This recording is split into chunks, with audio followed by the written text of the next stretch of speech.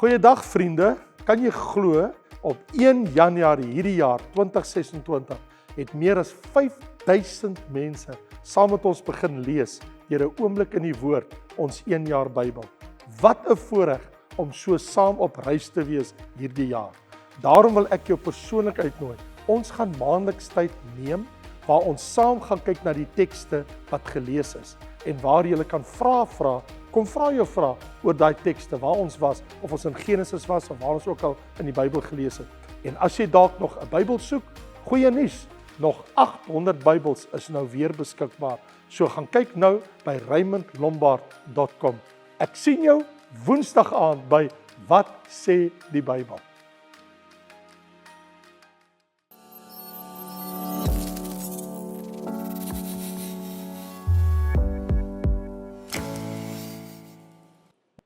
Mag die Here se seën op sy woord vanaand rus en ook op jou.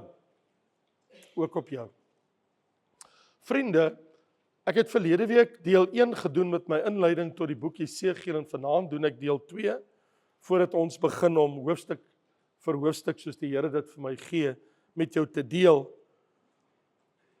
Dis so belangrik dat ek en jy 'n begrip het van die boek Jesegiel. En daar's vele redes vir dit. Ek kan hulle 'n string vir jou opnoem.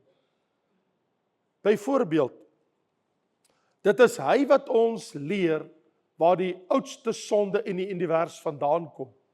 In Jesegiel 28, waar dit begin het by 'n engel, 'n gerub, waarvan Jesaja en die skrif praat van hom as Lucifer, met die val in die engelewêreld. Dis hy wat ons vertel oor die komende groot verdrukking. Die 7 jaar wat daar gaan plaasvind met die slag van Armageddon.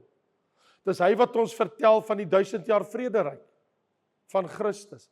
Dis hy wat ons vertel van die heerlikheid wat die stad verlaat het. Dis hy wat ons vertel oor die nuwe tempel wat gebou gaan word van hoofstuk 40 tot 46. 6 hoofstukke borduur hy oor die nuwe tempel wat moet kom. Nou al hierdie dinge vind ek in die boek Jesegiel en die verskynings van die Here. En eendag gaan jy vir Jesegiel ontmoet. En julle gaan 'n gesprek hê oor wat jy in sy boek gelees het, tog sekerlik. En jy moet hom daaroor kan praat. Jesegiel was 'n baie unieke, besonderse mens. Kom ons lees saam. In die 30ste jaar, in die 4de maand, op die 5de van die maand, toe ek onder die ballinge by die Kebar rivier was. Dit is so 150 km suid van Babel in Irak.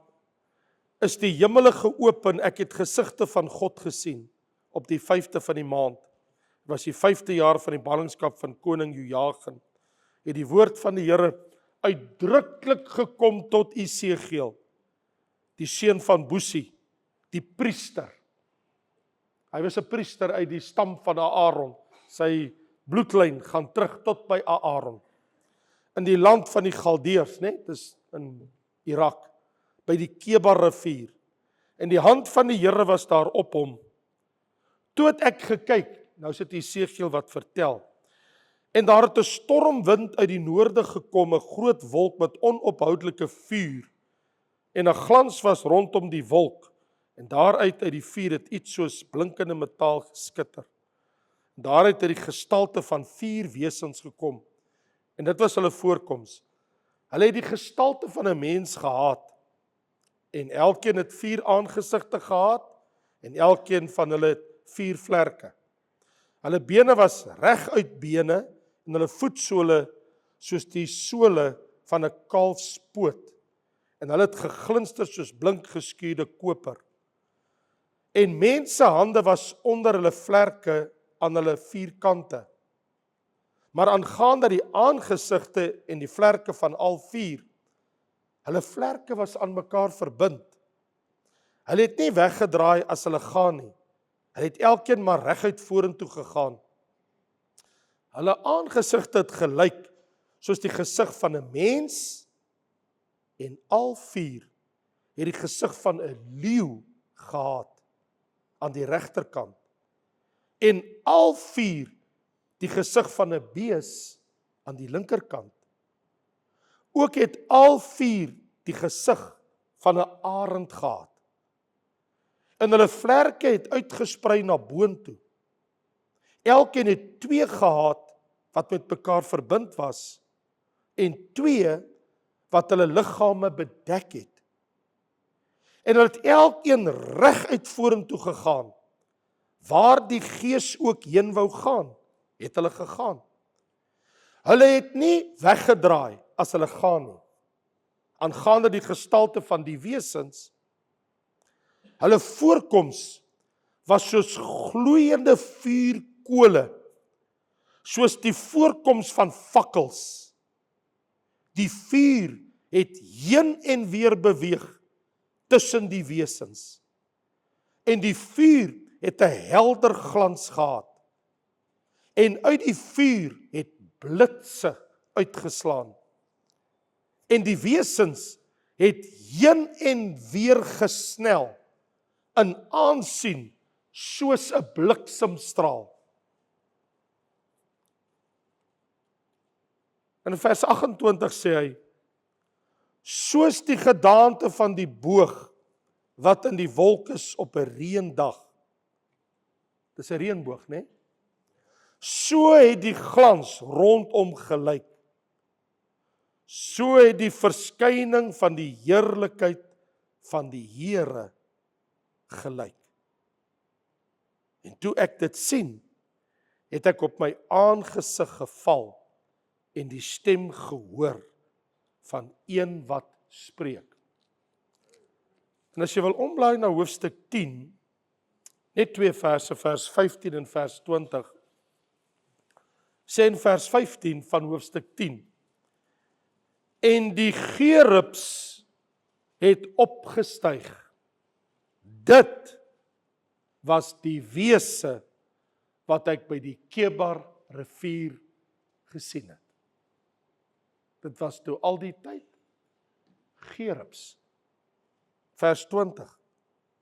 En die wese wat ek onder die God van Israel by die Kebar rivier gesien het, ek merk toe dat dit gerubs was.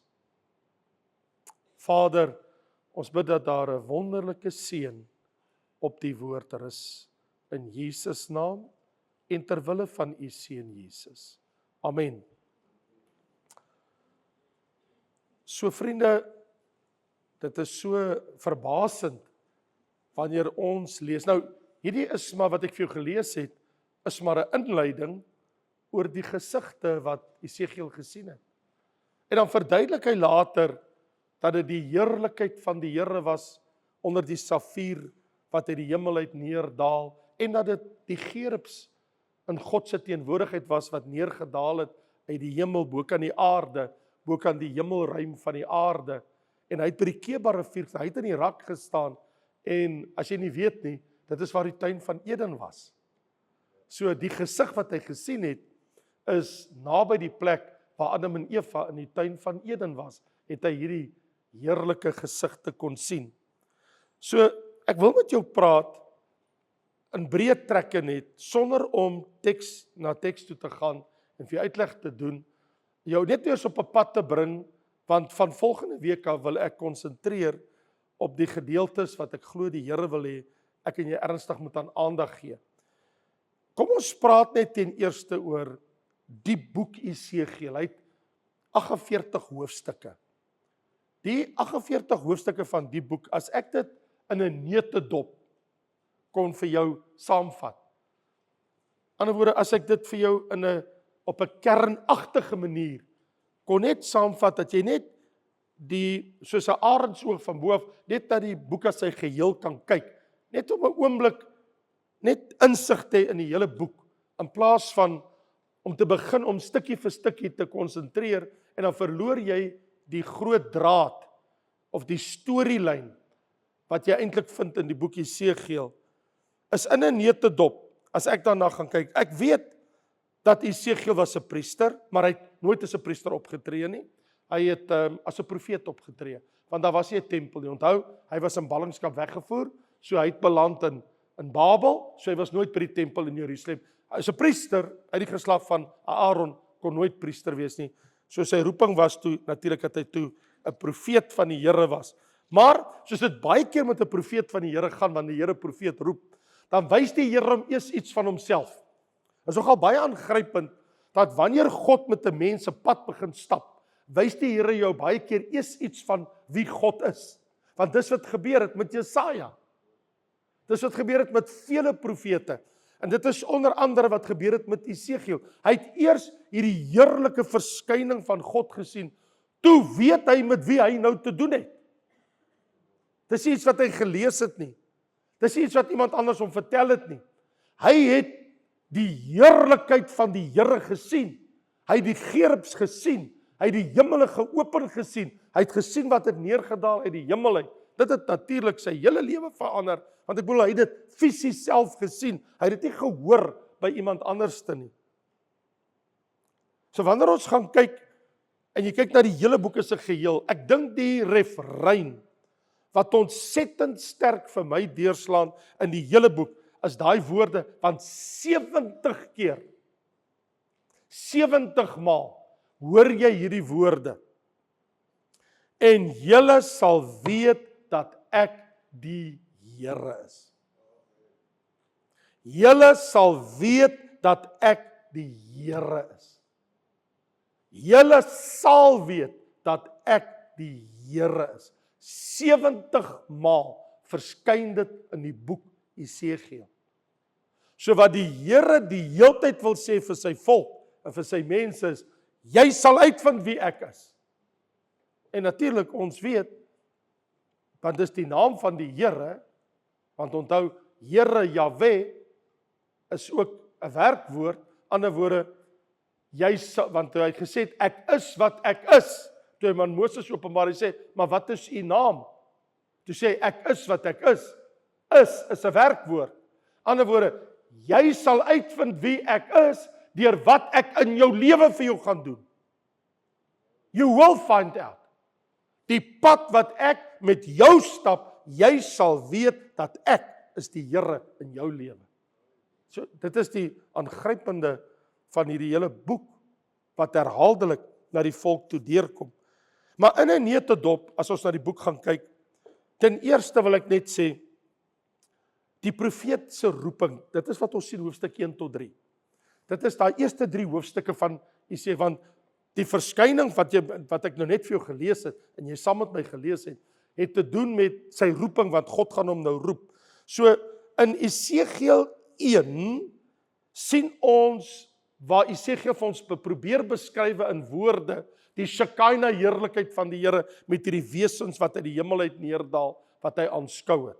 En ons het net 'n gedeelte daarvan gelees, dit sal te lank neem as ek vir jou alles lees. In Esegiel 2, kom die woord van die Here tot Esegiel, dit gaan ek en jy sien. In Esegiel 3, stel die Here hom aan as 'n wag, dit wil sê, 'n watchman. So die Here sê vir hom, ek gaan jou aanstel as 'n wag oor hierdie volk wat by jou is, want onthou, hy is by die ballinge in Babel, hy is nie alleen nie. Daar was 2 groot groepe mense weggevoer uit Juda uit, al die pad na Babel toe, né? So daai wegvoer van hulle na Babel toe, hy was by daai groep gewees, en die Here sê, ek het jou daar as 'n wag. Onthou, Daniël was ook daar, maar hy was in die paleis van die koning. Ja, Jeremia was ook daar, maar hy was in Jerusalem. Hy was nie weggevoer op daai stadium glad nie. So Jeremia is in Jerusalem, Daniël en Esegiel, hulle is daar, maar Daniël is in die paleis. Esegiel, hy is tussen die ballinge, daar by die Kebar rivier. Hy is soos onder die volk. Hy stap daar onder die volk rond. Nie Daniël nie. Daniël, hy is by koning Nebukadnesar se paleis. Dan vind ons dat die boek se fokus skuif nou na die val van Jerusalem. Eers kry hy sy roeping, en dan begin dit opbou die val van Jerusalem. Maar dit is want die boek is eintlik in 2 dele. Voor die val van Jerusalem en na die val. Ek kon eintlik vir jou gesê, die boek Esegiel, ek kan hom sny. Waar ek sê, as ek die lyn hier trek, alles hier tot en met hier was voor Jerusalem se val, en alles van hier af vorentoe is na die val van Jerusalem aangeteken in die boek. So in hoofstuk 4 tot 7 sal ek en jy ontdek die komende oordeel wat aangekondig word. En die Here sê vir Jesegiel, luister, daar was al 2 ballingskappe gewees, maar Jerusalem is nog nie ingeneem nie. En koning Nebukadneser, hy gaan vir Jerusalem nog inneem. Daai mense wil nie luister daar. Die mense wat agtergebly het, hulle wil nie na my luister nie. En jy's nou hier en Daniël is nou hier. Jy weet Jeremia is daar, maar die Here sê vir hom, ek gaan hulle oordeel. En dan in hoofstuk 8 tot 11 verstaan hy hoekom die Here hulle gaan oordeel. Ek en jy gaan dit sien, dit gaan vir jou ontnigtering wees. Dit is eintlik verskriklik hartseer. Ek dink myns insiens hoofstuk 8 tot 11 in die Bybel van Jesegiel is van die mees hartseer hoofstukke in die ganse skrif. En my rede daarvoor is die Here gaan wys hom wat gaan daar in die huis van die Here aan waar niemand sien nie. En hy sien hoe aanbid hulle afgode in geheime kamers. Die priesters. Hulle het geheime kamers in die tempel en hulle buig voor die afgode. En die vrouens het die druiwetak voor die neus en die priesters staan met hulle rug na God se altaar en hulle buig voor die songod en aanbid gode in die tempel. Binne in die tempel. Dit is verskriklik. En toe sien hy hoe die heerlikheid van die Here uitkom. En dit gaan tot by die oostpoort, eers tot by die drempelpoort van die tempel, en daar gaan dit tot by die oostpoort, en toe stop die berg, Olyfberg, en toe sny dit nooit weer nie. Gaan die heerlikheid van die Here verlaat die volk, daar gaan die Here sê heerlikheid verlaat die volk. Dis verskriklik hartseer om dit te aanskou. En dan in hoofstuk 12 tot 17, die goddelose leiers van die volk, hy ontbloot hulle, en hy sê nee, daai leiers van die volk, hulle loop heeltemal 'n verkeerde pad, en hy ontbloot hulle vir wie hulle is. En natuurlik begin hy in hoofstuk 18 tot 21 die Here se geregtigheid verdedig, en hy sê, die Here is reg. As die Here jou gaan oordeel, moet jy weet, die Here het 'n reg om dit te doen. Die Here sal niemand onregverdig oordeel nie. En daar bepleit hy die geregtigheid van God. So die dag as die Here straf, dan straf hy omdat hy is God en hy doen dit want hy het 'n rede om dit te doen. Hy is nie onredelik nie. En dan in hoofstuk 22 tot 24, boem, daar kom ek en jy nou by dit. Daar val die stad Jerusalem. Die verskriklike hartseer hoe Jerusalem verbrand word en hoe dit tot 'n val kom. So vriende, dis die een ding wat ek en jy baie duidelik kan sien. En dan, nou kom ons by 'n ander aspek. As jy nou verder in die boek lees van Jesegiel, dan van hoofstuk 25 af, dan sien jy vir 'n paar hoofstukke van 25 tot 32, so vir 7-8 hoofstukke, stop hy en hy praat nie meer met die volk Israel nie, maar hy praat met die goddelose nasies om Israel, wat natuurlik en om Juda wat hulle verlekker en verbly oor al hierdie dinge wat die Here nou gedoen het met Jerusalem. So wat jy nou sien is, nou jubel en juig van die volke en hulle verlekker hulle in die val van Israel en van Juda en van die tempel en nog op die koop toe verniel hulle nog verder die volk. En so wat hy doen is, hy begin 'n oordeel aankondig. Hy sê, die Here sê, maar ek gaan julle oordeel. Dan kyk hoe tree julle op. So nou sien jy, nou praat hy in hoofstuk 25 drie plekke wat hy aanspreek. Hy praat van Ammon, Moab en Edom. En hulle les so 'n ry. Ek was daar. Ek het met 'n bus deur al 3 jaar gery. Nou, as ek van die suide af langs die Dooie See en ek begin by Edom, dan ry ek met 'n bus. Dan ry ek van suid na noord. Dan ry ek deur die hele land Edom. Dan gaan ek deur die hele land Moab en dan gaan ek tot binne in Ammon. En dit is die hoogste punt. Nou daai 3, vandag ken jy dit. As jy jou televisie aansit, dan sien jy dit as die land Jordanië. So as jy nou hoor van Jordanië, en onthou, as ek nou 'n kaart hier voor my kon gehad het, en ek sê vir jou, daar is die Middellandse See, hy lê maar so plat, hier is Israel, en dan langs Israel, hier is so 'n stukkie van Sirië, maar dan het jy Jordanië, langsom. Jordaanrivier, tussen Jordanië en Israel. En langs Jordanië het jy Irak, en langs Irak het jy Iran, waar Ayatollah Khomeini vir baie jare sy goddeloosheid bedryf het, en hy is doodgeskiet die afgelope 10 dae. So hier is die storie. So nou, Jordanië word aangespreek. En wie is Jordanië? Waar kom hulle vandaan?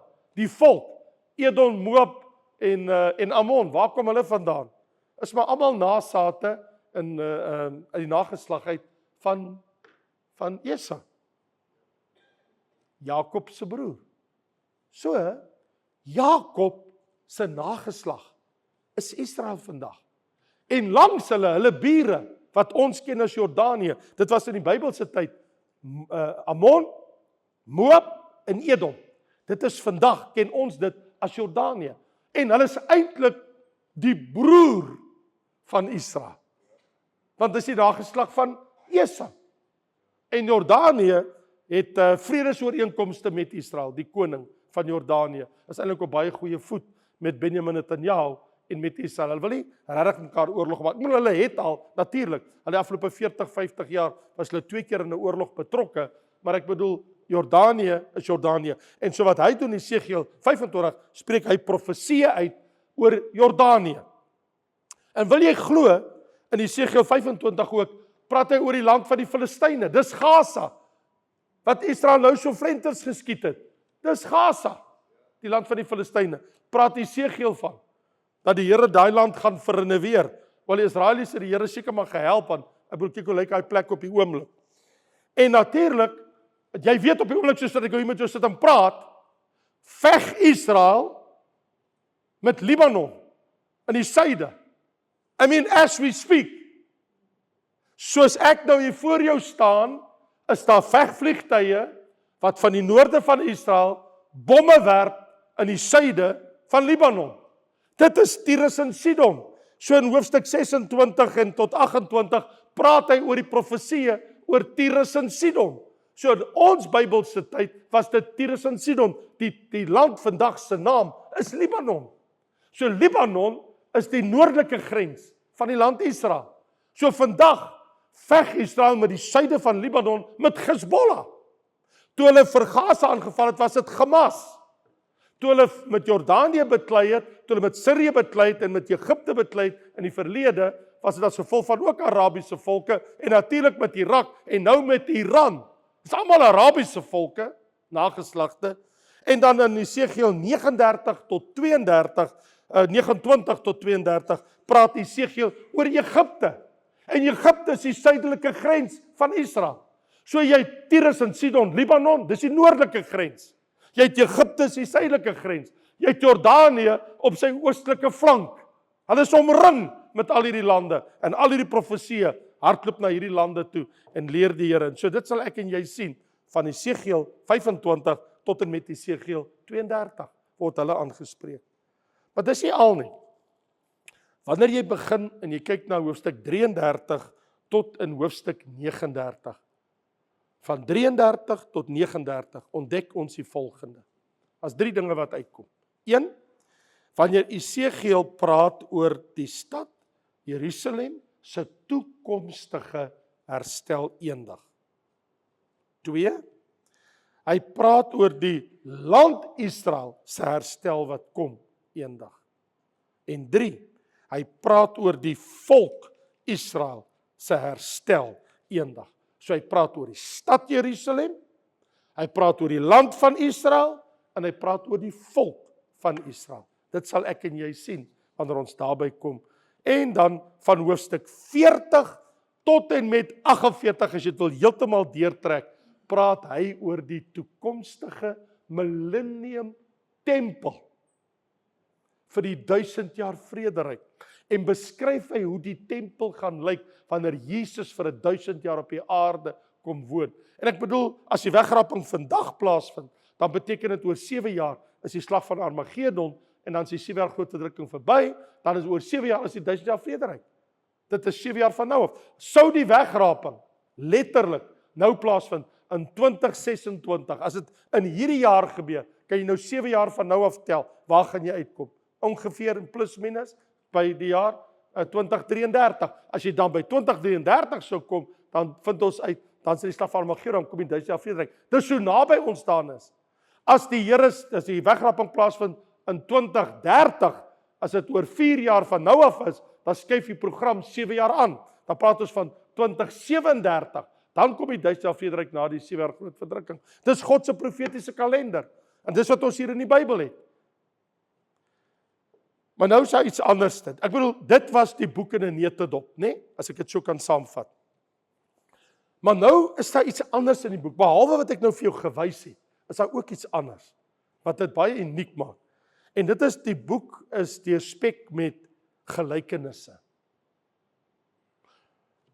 Waar die Here in Esegiel 15 vir Esegiel gebruik om vir die volk iets te wys, dat die nuttelose, vrugtelose wingerdstok Israel, die Here gaan hulle verbrand, want hulle bring geen vrug in nie.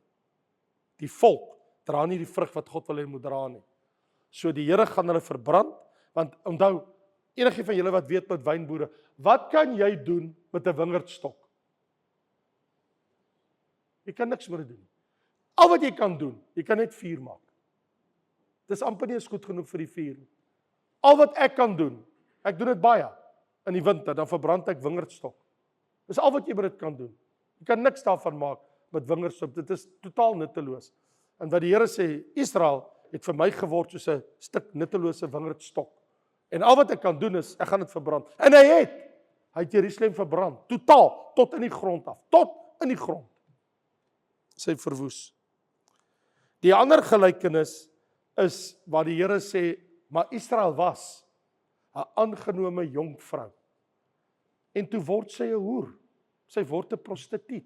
Bedoelende, ek het julle groot gemaak soos 'n mooi jong vrou, en toe jy pragtig is in jou volle glorie daar staan, toe gaan hoereer jy met ander afgode van ander lande, en jy kom nie na die Here jou God toe nie. So jy het die wet van Moses, jy het die woord van die Here verwerp, en jy het jou gewend tot die afgodery van ander volke en nasies om jou.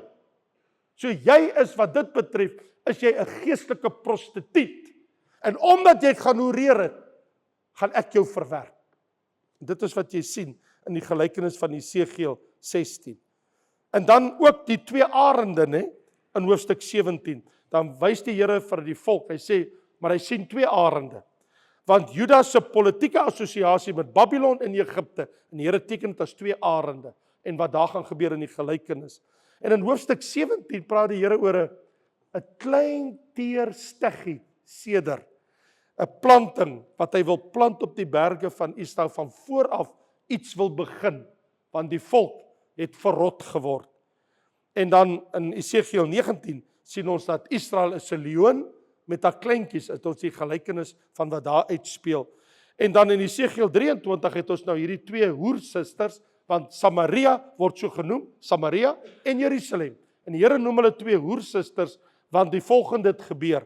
Onthou jy dat Samaria het sy naam gekry, omdat hulle het mos Samaria, die stad Samaria, is die hoofstad gewees van Efraim, en hulle het afgode bedryf, en dit was die noordelike koninkryk se hoofstad vir Israel. Die suidelike koninkryk was Jerusalem, en die Here sê, Jerusalem het gehoreer met afgode, en Samaria het gehoreer met afgode. So die Here sê, daarvoor gaan ek julle sekerlik straf. En dan sien Esegiel hierdie visioene. So behalwe wat ek en jy sien wat oor die volke gespreek word, behalwe vir die gelykenis wat ons vind in die boek, sien ons hierdie gesigte wat hy gesien het, wat dinge uit die hemel uit aan hom geopenbaar is. En ons noem dit teofanie. Teofanie beteken goddelike verskynings van die Here, van die heerlikheid van die Here en sy Shekinah glorie. Ons het 'n stukkie daarvan gelees net nou in Esegiel 1. Maar dan in Esegiel 8, 19 en 11 sien ons hoe die Shekinah heerlikheid wegbeweeg, né? En dan in Esegiel 37 is ons daai vallei met die droë bene, wat julle sal onthou, toe sê die Here vir hom, wat sien jy? Hy sê, Here, ek sien 'n hele leermag van mense, 'n leermag, maar is net beendere. Dis nie mense nie, dis dooie mense bene. Dis 'n hele army, 'n hele army lê hier in die vallei. En hierdie hele army, hierdie hele leermag wat ek sien, is net dorre, doodsbeendere, geraamtes. Ek sien 'n hele vallei van geraamtes. Dis net beendere. En die Here sê vir hom, dink jy hulle kan weer lewe? Hy sê, o Here, dit weet ek nie, net U weet dit. En die Here sê, hou dop. En toe kom daar seënings op al die bene. Hy sê, bly kyk. En toe begin die bene so na mekaar toe beweeg. En daar kom vel oor. En daar staan 'n hele army lewendig op. En hy sê, Here, en die Here sê, dis wat ek met Israel gaan doen. As 'n klomp dooie bene, maar ek sal weer 'n leermag oprig met hierdie volk Israel. Net God kan dit doen. Dis wat hy sien. En natuurlik het hy die Millennium Tempel gesien in 'n gesig, né? Esegiel 40 tot 48, dit sal ons sien. En dan wil ek sluit en sê, een van die mees verbasendste dinge van die boek Esegiel, as jy nou Sondag wil kom luister, Sondag aand, 'n bietjie tyd uitsit, en dan wys ek vir jou wat in die skrifte staan. Die een ander, wat die boek anders te maak as baie ander profete boeke, die boek Esegiel. Dis baie verbasend. Die Here maak van Esegiel 'n preek. Hy is die preek. Hy is die boodskap. Hy is die sinnebeeld. Die Here maak van hom 'n preek. As jy vir my sê, maar hoe bedoel jy nou? Hy illustreer die preek deur wat hy doen. So wat doen hy? In Esegiel 4, ons sal daarby kom, toe vat hy 'n baksteen, groot steen, en hy teken 'n kaart van die stad Jerusalem. Hy moet 'n kaart teken. Die Here sê, teken 'n kaart op die baksteen. Nou is hy besig om teken 'n kaart van die stad Jerusalem. En die Here sê, stel 'n belering op. Nou wys hy hoekom maak mense oorlog. Nou moet hy dit alles bou. Nou bou hy 'n belering. Hoe kom hulle met sulke stormramme en met leere, met toue, begin hulle nou inklim by hierdie stad, hierdie prentjie wat hy geteken het. Nou kom hulle, dis om te wys hoe die Babiloniërs gaan kom met hulle leers. Hulle gaan binne in die land inkom, hulle gaan in die stad inkom, gaan tot binne in die stad kom, hulle gaan die stad gaan hulle verwoes. En daar's geen moontlikheid van ontvlugting nie. Die Here sê, jy moet dit so bou dat die mense kan nie wegkom nie. Hulle gaan nie loskom uit hierdie ding uit nie. Die ander ding wat hy doen, jy sal nie daarvan hou nie. Jy moet vir 390 dae, moet jy elke dag 'n paar uur op jou linkersy lê. Vir 390 dae lank. Sonder ophou, sonder om een dag oor te slaan, moet hy 'n paar uur op sy linkersy lê. En net toe hy dink hy's nou, en hoekom moet hy dit doen? Want die Bybel sê, hy moet die ongeregtigheid dra van die noordelike koninkryk Israel, wat hulle alles aangevang het. En toe hy klaar is, toe sê die Here vir hom, nou gaan lê jy op jou regtersy vir 40 jaar. Hy sê, Here, hoekom moet ek dit doen? Die Here sê, want nou gaan jy op jou regtersy, die ongeregtigheid van Juda, moet jy dra op jou regtersy. Dit is die suidelike koninkryk.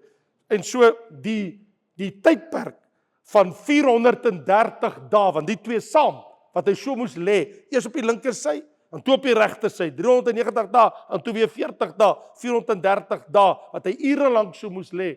Dan wonder die mense, hoekom lê hy so? Dan sê hy, ek moet julle ongeregtigheid dra, sê die Here.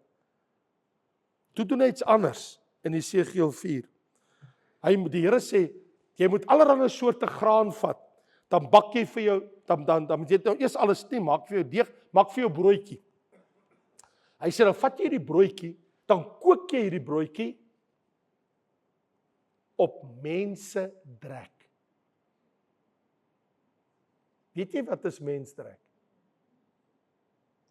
Jy kry dit in jou badkamer, right? Hy sê, Here, net nie dit nie. Net nie dit nie. Hy sê, Here, in my mond was daar nog nooit iets onreins nie. Ek kan nie dit, Here, ek sal enigiets doen, maar ek kan nie dit doen. En die Here sê vir hom, okay, Esegiel, ek gee vir jou beesmis in die plek van mensdrek, maar jy kook dit. Toe moes hy, en hoekom moet hy dit doen? Want die Here sê, daar gaan geen brood meer wees in die stad Jerusalem. Die mense gaan hulle kinders eet.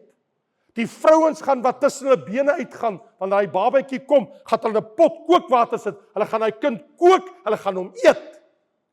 Hulle gaan hulle eie kinders kook en eet. Daar gaan geen brood meer in die stad wees nie. So jy maak vir daai broodjies, as wil weer dan sê vir hulle, dis wat kom. Dis verskriklik. En die Here sê vir hom, Esegiel, Hy sê, skeer jou baard af. Kyk, 'n priester wil nie sy baard skeer nie. Priester skeer nie sy baard nie. Here sê, skeer jou baard af. Nie met 'n skeermes nie, met 'n swaard. 'n Swaard. Here sê, sny jou baard af met 'n swaard.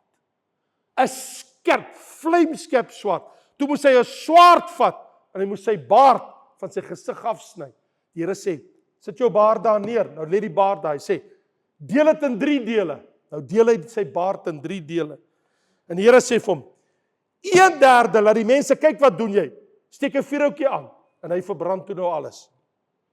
Die ander 1/3, die ander hoopie wat daar lê.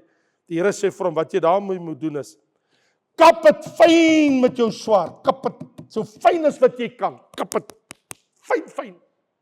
Kap hy dit fyn. En die mense wil weet, wat is dit? Hy sê, die Here sê, julle gaan so stikkend gekap word. En toe sê die Here vir hom, vat nou 1/3. Gooi dit, as die wind sterk waai, gooi dit, laat die wind dit wegvat. En hulle sê, wat doen jy nou? Hy sê, julle gaan na al die verskillende windrigtings van die aarde toe. Weg. Want julle luister nie na die Here nie. Here sê in Esegiel, vat jy so klein bietjie, dan sit jy dit in die slip van jou broek. Hy sê, sit dit so in die slip van jou kleed.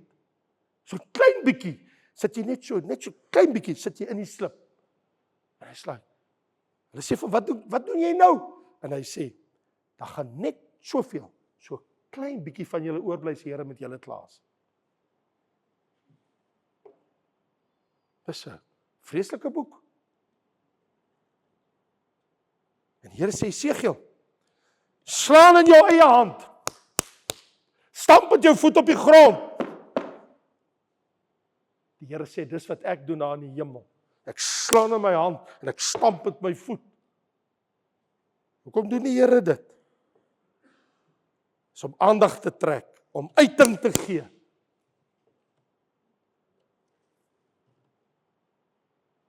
Esegiel kom by 'n muur. En hy maak 'n gat in die muur. Hy sê, wat doen jy nou? Hy sê, kyk. En hy maak 'n gat in die muur.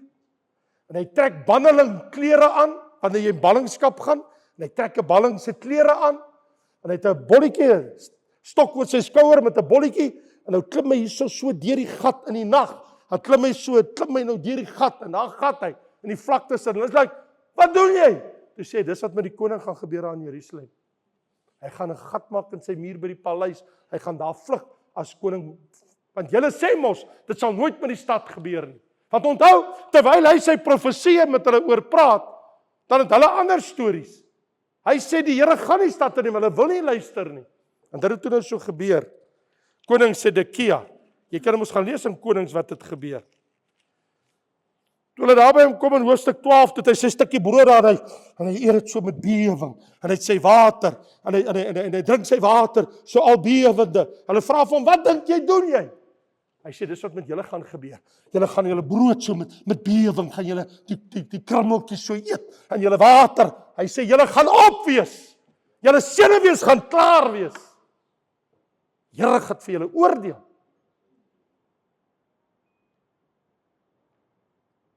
Op 'n stadium trek hy daar los met sy swaard, en hy kap so in die lug, en hy vra vir hom, wat dink jy, doen jy nou? Hy sê, dis die verbreeking van Juda.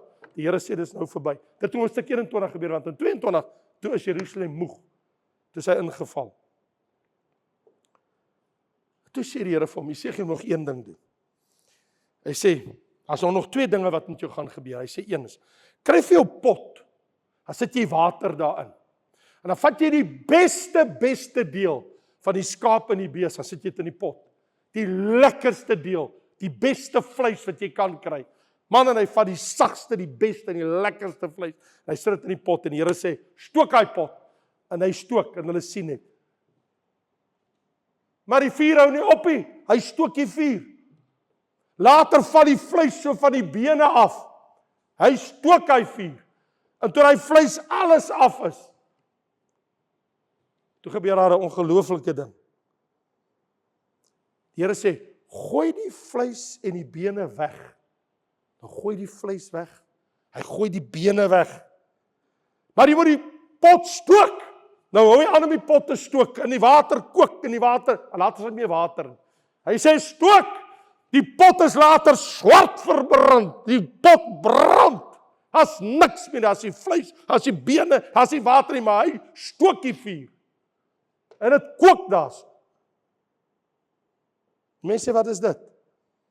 Hy sê, die beste van die volk, julle prinse, julle konings, die edeles, the nobles, the best, wat die vleis was, hulle gaan almal weggegooi word. Ag gaan geen edeles meer wees in die stad nie. Alles is tot niet, alles. Die beendere, mense word weggegooi. Die lyke lê net daar, die dooies, alles word weggegooi. Daar gaan niks meer bly nie.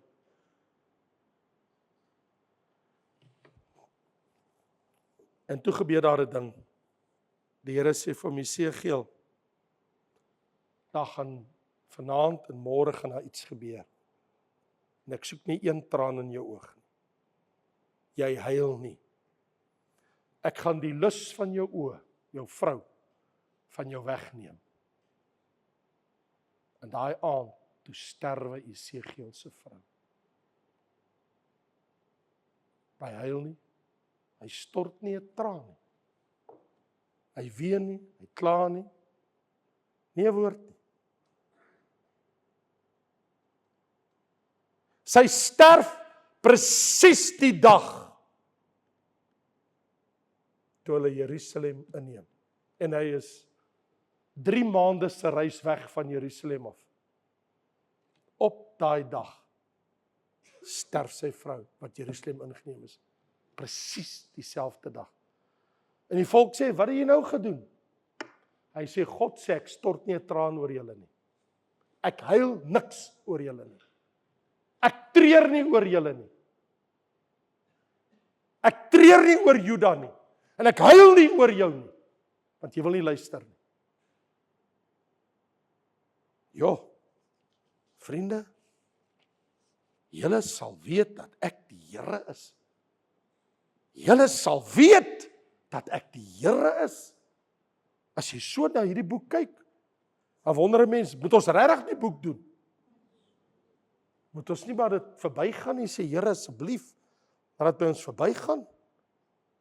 Jy sien, alles wat Jesegiel, Juda, Jerusalem en sy mense moes deurmaak, daai een refrein kom die hele tyd deur, en julle sal weet dat ek is die Here. Nou vra jy vir my, wat het dit nou alles met my uit te waai? Jy weet in Filippense 2, in die Nuwe Testament lees ek, God het Jesus uitermate verhoog en hom 'n naam gegee wat bo elke naam is, sodat in die naam van Jesus sou buig elke knie van hulle wat in die hemel, op die aarde en onder die aarde is, en elke tong sou bely dat Jesus Christus die Here is, tot heerlikheid van God die Vader. En ek wil vandag vir jou sê, om nie eendag in die hel te beland, en eendag die oordeel van God oor ons te hê nie, moet ons die naam van Jesus Christus gou bely. Elke knie moet buig, elke tong moet bely dat hy die Here is. En ons moet dit voortdurend doen. Ons moet dit nie doen tot ons tot bekering kom nie. Ons moet dit doen as ons so voel nie. Ons moet voortdurend in ons lewe moet ons bely dat Jesus is die Here. Jesus, ons Christus, is die Here van hemel en aarde. Die een ding wat die Here by my en jou soek voortdurend, soos 'n refrein, Jesus is Lord. Jesus is ons Here, hy is ons saligmaker. Elke knie sal buig, elke tong sal bely. En ek wil vir jou sê, of jy dit wil doen of nie, jy gaan dit in elk geval eendag doen. Of by die wit troon oordeel, of by die regterstoel van Christus. Maar ons gaan almal eendag erken dat Jesus die Here is. Is jy gereed? Erken jy dat Jesus die Here is? Hy het gesê, julle sal weet dat ek die Here is. En ek weet wie die Here is. Jesus is die Here. Ons weet wie is die Here. Jesus. En ons kan ons wen na hom toe. Kom ons bid saam. O Here Jesus. As ons so luister na Jesegiel, ons kyk wat het gebeur. Dit ruk hier binne in ons, Here. Hoe verskriklik moes dit vir hierdie priester gewees het, om al hierdie dinge te beleef in Babylon, daar by die Keba rivier, in Babel, in die land van die Galdeërs. Here, dit moes seker verskriklik vir hom gewees het.